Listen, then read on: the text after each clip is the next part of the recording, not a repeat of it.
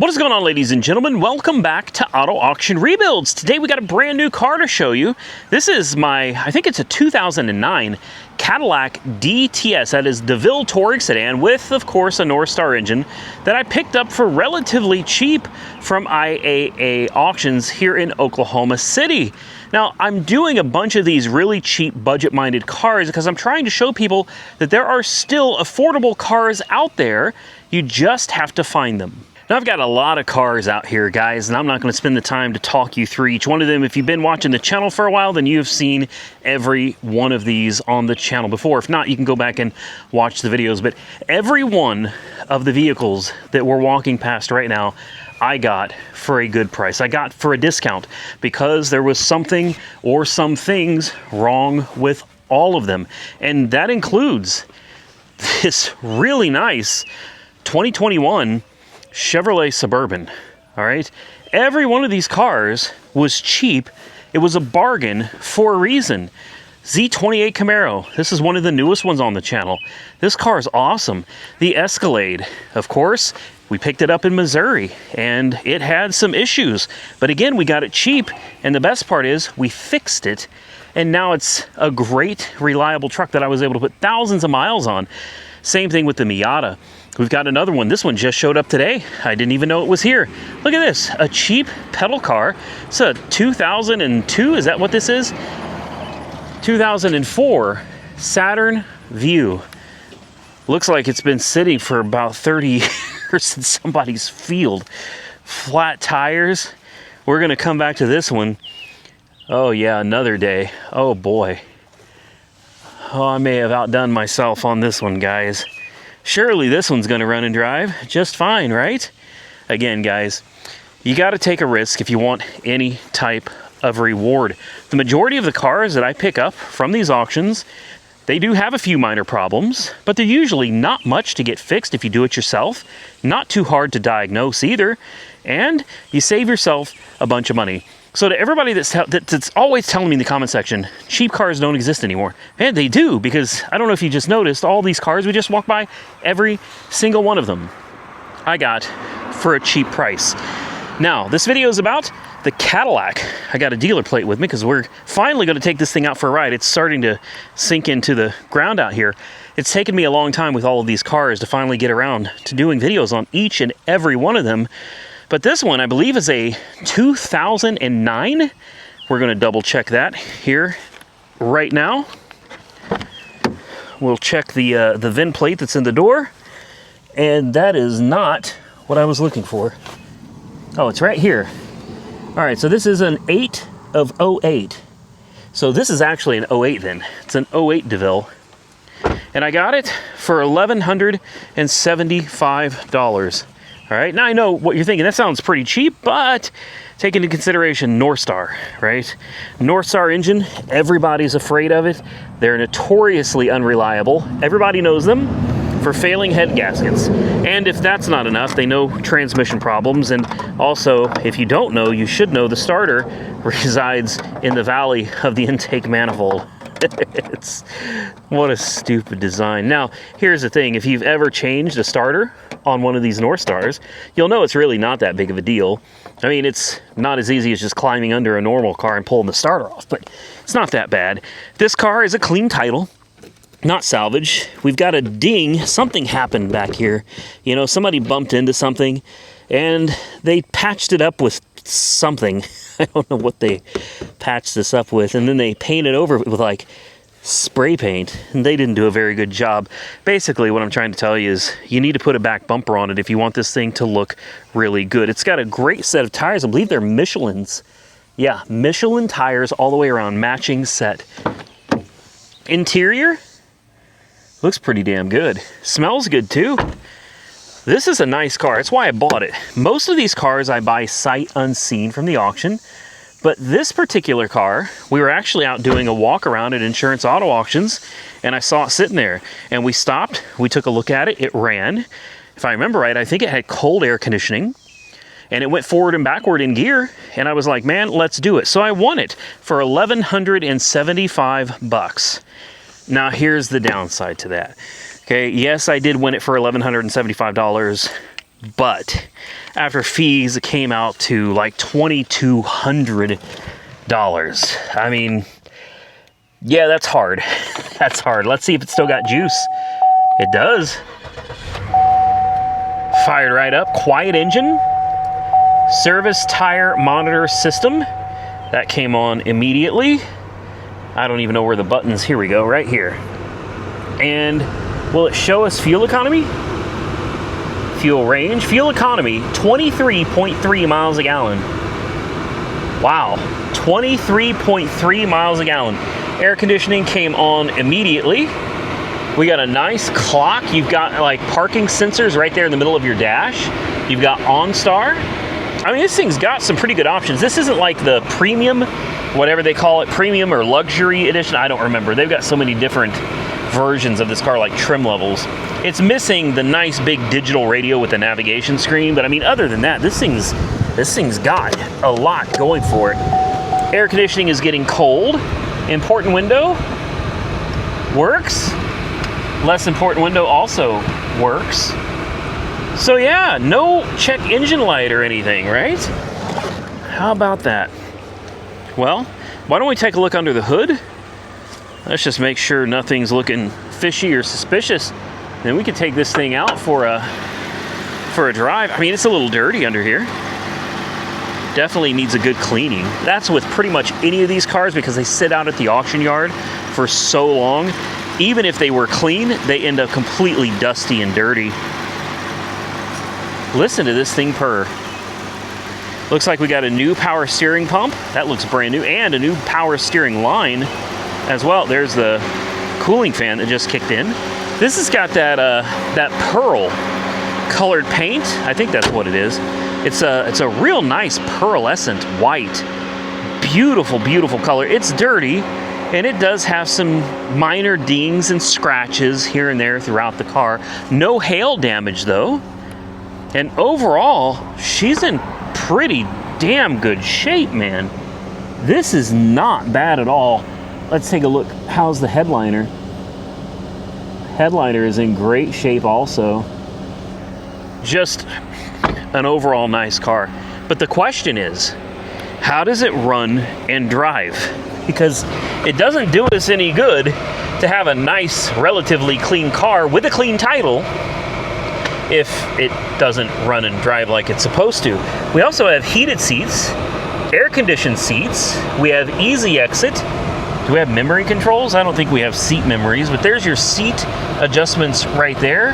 Windows, locks, power mirrors, your trunk release, your dimmer, headlights, auto and fog lights, and then all your selections. You have your settings right here, the information right here. This is your check button to basically push enter, and this will take you through your fuel economy and everything else.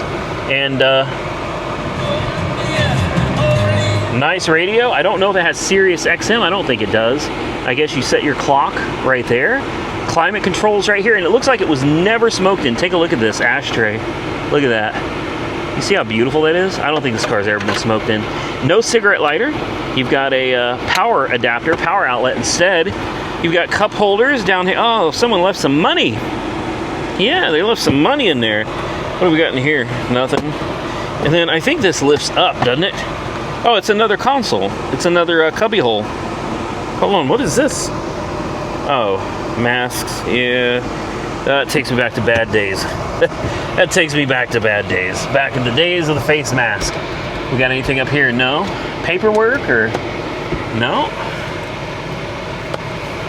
All right, well, I say we get buckled up, guys. Let's take this thing for a ride. So it was a little difficult to get it moved. Maybe it sank into the ground, or maybe we actually have a flat tire. So I just want to double check. The last thing I want to do is get on the road and find out we got a flat. No, the tires are good. Okay. It's just been sitting here for so long, guys. It's just sank. I mean, you can look and see the discoloration of the grass here. She's been sitting here for a while. All right, I guess we're good. Let's hop in and let's go for a ride. Let's do it to it. It's either gonna work or it's not. In fact, we have no check engine light, no misfires. Temperature's up to operating temperature. And it's not misfiring at all. No smoke coming from the exhaust. I'm going to go out on a limb and say there are no problems with this thing having a popped head gasket or a cracked head. Signals work. Nah, man. So if it's not transmission related, then I don't know what it is. Here we go. Shift. Shifted. Bingo. Come on. Shift again. It shifted again. Oh, come on. Will it shift again? Come on. There it goes. That's overdrive. Just engaged. Transmission feels great. Best part is steering wheel. Nice and straight. Air conditioning is ice cold. And it floats down the road, man, just like a Cadillac should. Just like, man, I miss these cars, guys. I really miss these cars. They just don't make these anymore.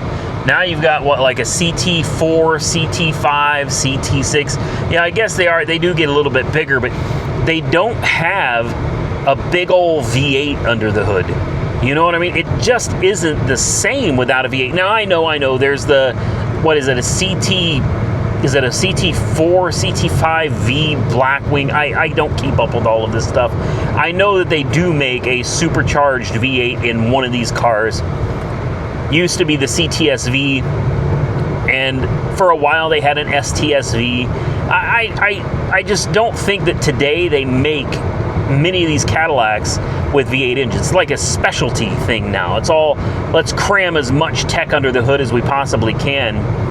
And I miss V8s. I never thought there would be a day where I would look at a Northstar engine and think, man, I miss the days of the Northstar. I'm telling you guys, those days are here. Today is that day. Now, if you guys have been around Cadillacs for any length of time, then you know that prior to these newfangled engines, we had the Northstar. And the Northstar became one of the most hated engines ever in the Cadillac lineup. I mean, ever. I mean, that includes like front-wheel drive Cadillacs. People would have taken those over this. Northstars were awful, all right? But before the Northstar, we had things like the 4.9 liter port fuel injected V8. Not too bad of an engine, honestly. That's debatable, but people didn't really care for that either. And then before the 4.9, you ended up with a 4.5. That was a very hated engine also. Cadillac went through, my grandma would say, a spell. Cadillac went through a spell. All right, you know, before the 4.5, you had the 4100. Again, oh my goodness. I mean, Cadillac just kept missing and missing, striking out over and over and over again. Then they came out with the Northstar. And, you know, they thought this was going to be a home run. Why? Because they crammed a big old V8 into a car and made it front-wheel drive. Now, that was nothing new for Cadillac. They'd done this before. But this time, we had over 300 horsepower at our beck and call. Now, that may not sound like a whole lot today, but back in the day, 300 horses, 300 ponies under the hood was considerable. The best part was you got 300 plus horsepower out of these things, and you got the versatility of a front-wheel drive vehicle, the capability in inclement weather, because all the weight sits on the drive wheels. That was a huge benefit, but that's not all. You also got incredible fuel economy. As you saw from this thing earlier, 23 miles a gallon from a V8 engine that you can...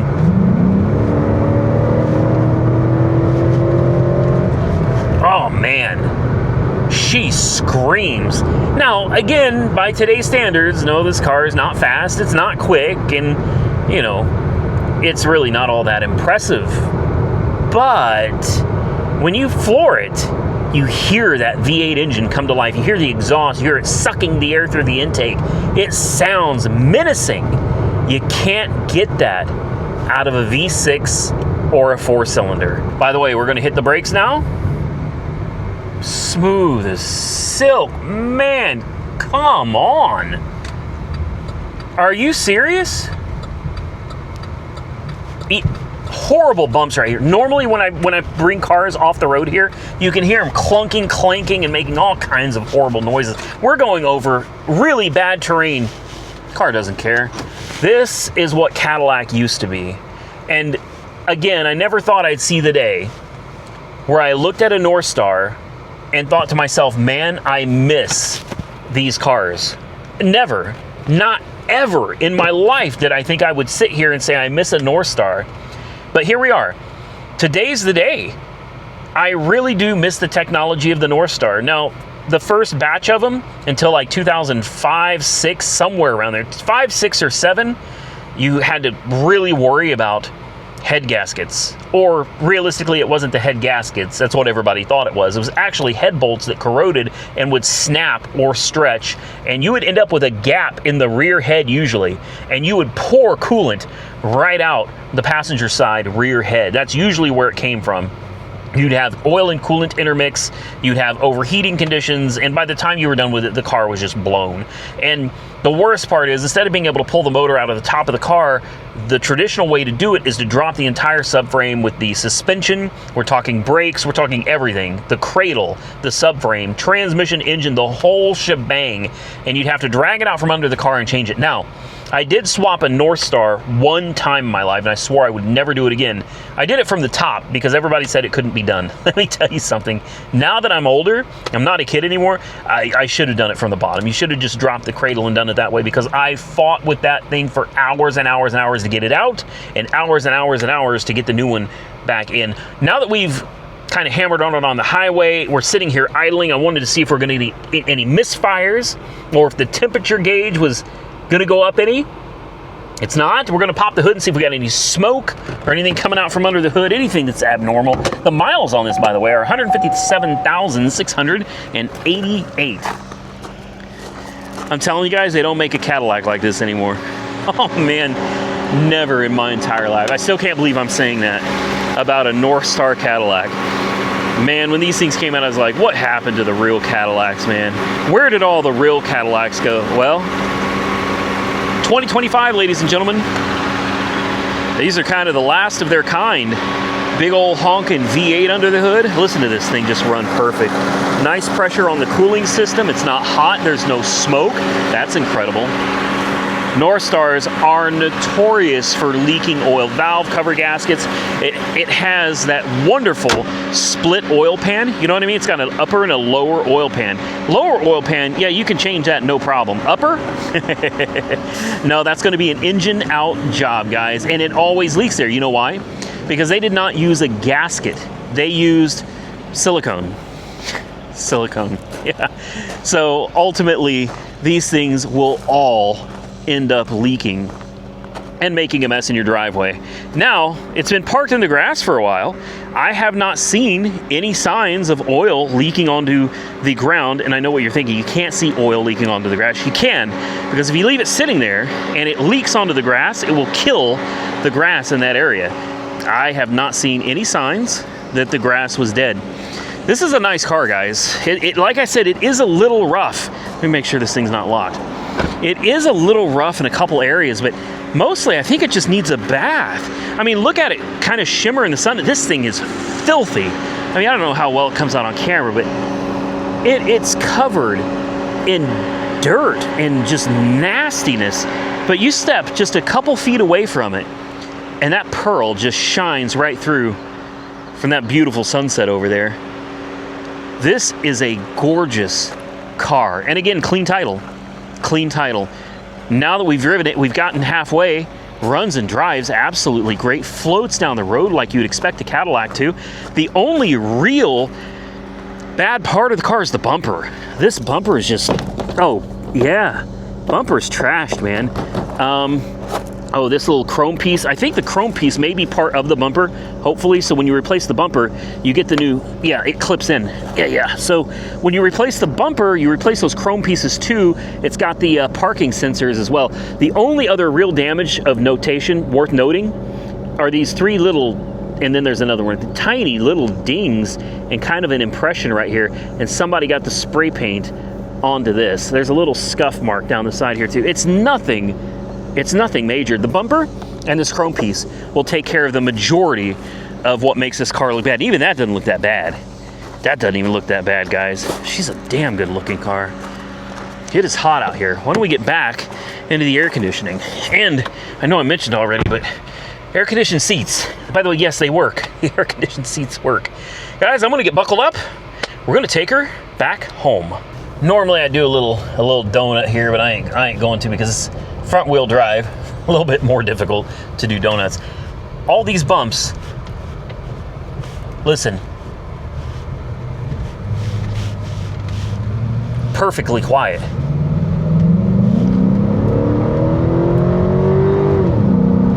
Wow. Let's do a dig.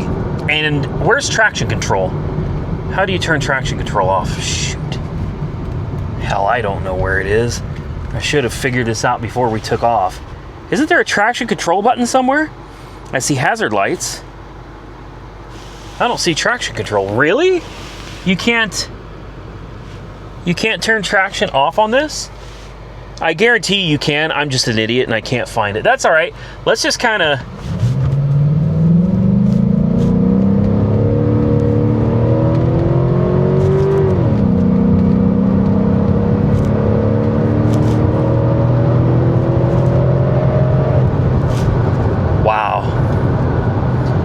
I wish we could have turned traction control off.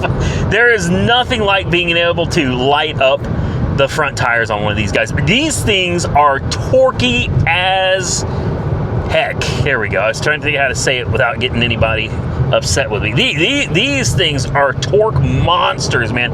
They will rip the front tires off. I know this because I have turned off traction control on these cars before and ripped the tire. Well, not on a DTS. Always on the old school DeVille. The DTS, they changed it. I don't remember what year, but it went from the DeVille and they changed it to the DTS. Why? I have no freaking clue, man, but they did. And on the DeVille, there used to be a traction control button. Oh, I found it. Hold on, I found it. It's right here. It's on the shifter. Oh, there we go. Okay, hold up. Let me get through this traffic real quick.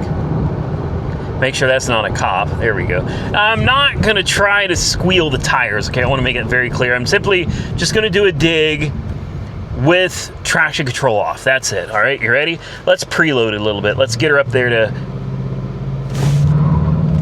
Oh, she didn't do it. She didn't do it. Oh, that's weak. Let's turn that back on. That's weak. Whatever. Okay, we shouldn't be out here trying to smash on this car anyway. This is not a performance car. It's a luxury car. Well, it's a luxury car that actually does perform pretty well, guys. In the big scheme of things, especially considering this is from 2009, it's really not bad. It handles great. It rides like an absolute dream, and I guarantee you, they don't make very much today in a car platform that's going to ride like this. Not an American car, anyway. Maybe a Dodge Charger or something, but that's not exactly a luxury car. Anyway, what do you guys think? I mean, it's frustrating to me that this car was $1,100, $1,175, and then out the door it ends up being over $2,000. Like that is frustrating, and it really takes away from the deal, and that's a problem. That's a real problem. The other problem is, you know, we could go somewhere else, but let me tell you what the problem with that is. When you go shopping somewhere else, you know what you find? The prices just don't make sense, and you don't find these kinds of cars. For whatever reason, these cars end up donated to charity, and they end up sold to a company called Pedal or Wheelsy or any number of other places. They do not typically end up on dealership auction blocks. All right, you know why? Because dealers don't want these cars. Most people aren't out shopping looking for one of these cars anymore, guys. So they wouldn't do well at a dealer auction, I don't think. These cars are kind of a specialty item. You know, it's for people like me and maybe even someone like you that has a weird quirk for these old, some very unreliable and often forgotten vehicles. And that's what this is. This is an old, relatively unreliable, infamous, old, did I mention old? Vehicle that unfortunately nobody wants anymore. And it's really sad because as I'm driving it right now, this is one of those cars that I can tell you when it runs and drives like it's supposed to, man, it's a dream. It's an absolute dream. No, the car is not perfect, but I didn't pay perfect money for it either. I did some research on another dealer auction, and I did find a few of these DTSs around, you know, not with 160,000 miles, but with 90, 95,000 miles. These things, they were trying to get about $10,000 out of them. 10. I don't know if they're worth that. I would not pay 10 grand for it. So in the big scheme of things, 2,000 bucks for one of these compared to 10, and this thing runs and drives just as good as the $10,000 one. Yeah, I'd say it's a pretty good deal. And by the way, we're gonna make it home. Now I'll be the first to admit, when I saw the car, I mean, I immediately fell in love with it, but I really didn't expect that it was going to run and drive like this. I figured there might be a transmission problem. I figured maybe that head gasket problem was going to creep up after we got it. I thought for sure there was going to be something really wrong with this car. And there's not. I'm still enjoying the ice cold air conditioning. The air conditioned seats are still on, and as you can see, the only warning light on the dash is a TPMS light. Very common. Nobody seems to ever replace the TPMS sensors when they go bad. I don't know why. I do. I replace them because I can't stand annoying lights on the dash like that. But I guess that's just me. There it is, guys. You know what this car also has? Remote start. Not just remote keyless entry, but remote start too. Let's pop the trunk real quick. I don't think we looked in the trunk. I hate that I'm putting it right back here. I've got so many cars, guys. I have to get through all of these, and I've got to get some videos made. And then a lot of these are just going to have to go down the road. Spare tire, jack, lug wrench, everything. Come on, man. Come on, man. This one, I'm debating putting a bumper on. I already did some research, and I found a bumper for it. On eBay, they're like 400 bucks, and that's not going to happen. I'm not spending $400 for a bumper. This isn't bad enough to justify spending that kind of money. But on carpart.com, I found one. I have to call and find out what the price is on it, guys. If it's $250, I think it'd be worth it to throw a bumper on. It is the pearlescent color, same color, and it comes with the chrome that we need, and it comes with the backup sensors included, which makes changing over the bumper a whole lot easier. I think that would make a big difference in the way the car looks. I don't know how much more the car is going to be worth. It also needs a good cleaning, so we'll have to take care of that too. But aside from that, guys, she's a solid car. Now, I regularly get people saying, oh, he's just a salesman, he's trying to sell these cars to somebody, and that's I don't understand that. I think if anybody's been watching the channel for a while, then you know I can't sell these to the public. I cannot sell these to the public. I could sell them to another dealership, and you could buy them from that dealership, but I can't sell any of these cars directly from me to you. It can't be done. So who am I selling the cars to exactly? Or you think there's a bunch of dealerships that are watching my channel going, oh man, I need an 09 Cadillac DTS. No, probably not, guys. Yes, occasionally I do get a dealer that gets a hold of me and they say, hey, man, I'd like to pick up that car, like the Hummer. Several of my cars do end up going to dealers, but a lot of times these things end up just going right back to auction where I end up losing a whole bunch of money on them. Listen, I'm going to have to get out of here. I hope you enjoyed the video of the 09 Cadillac DTS, man. I'm absolutely in love with this good old boat of a car. If you did enjoy the content, hit the thumbs up button and let me know. And before we get out of here, remote start. Of course, man. Stay safe out there, everybody. I look forward to seeing you all again very soon in the next one.